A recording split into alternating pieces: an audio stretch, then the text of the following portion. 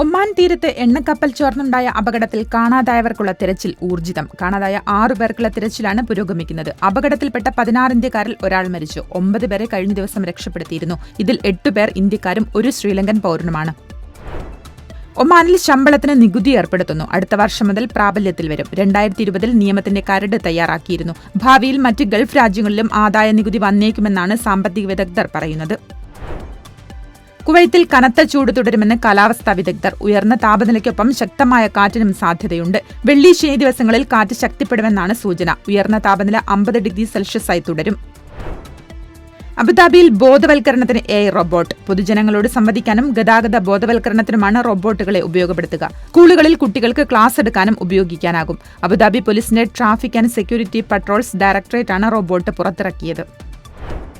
അജ്മാനിൽ കാൽനട യാത്രക്കാർക്ക് ക്യാമ്പയിനുമായി പോലീസ്. ഗതാഗത നിയമങ്ങൾ പാലിക്കേണ്ടതിനെക്കുറിച്ചും കാൽനട യാത്രക്കാരുടെ സുരക്ഷ സംബന്ധിച്ചും ബോധവൽക്കരണം നടത്തുകയാണ് ലക്ഷ്യം. ഗതാഗത സുരക്ഷയുമായി ബന്ധപ്പെട്ട 3ാമത് ഉപ ക്യാമ്പയിനാണ് കാൽനട സുരക്ഷ എന്ന പേരിൽ അവതരിപ്പിക്കുന്നത്.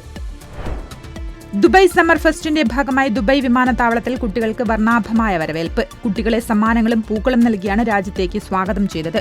വേനൽക്കാല ഉത്സവത്തിന്റെ ഭാഗമായി വിവിധ ഷോപ്പിംഗ് ഫെസ്റ്റിവലുകളും വൈവിധ്യമാർന്ന വിനോദ പരിപാടികളുമാണ് ദുബായിൽ നടന്നുവരുന്നത്. വിനോദസഞ്ചാര മേഖലയിൽ വൻ മുന്നേറ്റം പ്രതീക്ഷിച്ച് ഖത്തർ. ഈ വർഷം 45 ലക്ഷവും അടുത്ത വർഷം 49 ലക്ഷം ആളുകളും ഖത്തർ സന്ദർശിക്കുമെന്നാണ് പ്രതീക്ഷ. ഖത്തറിനെ ബിസിനസ് ടൂറിസം ഹബ്ബായി വികസിപ്പിക്കുന്നതിന് നിരവധി പദ്ധതികളാണ് സർക്കാർ തയ്യാറാക്കുന്നത്. അബുദാബി കോയമ്പത്തൂർ വിമാന സർവീസ് ഓഗസ്റ്റ് 10 മുതൽ നടപ്പാകുന്നു. ഇൻഡിഗോ എയർലൈൻസാണ് സർവീസ് ആരംഭിക്കുന്നത്. ചൊവ്വ, വ്യാഴം, ശനി ദിവസങ്ങളിൽ നേരിട്ടുള്ള സർവീസുകൾ നടത്തും.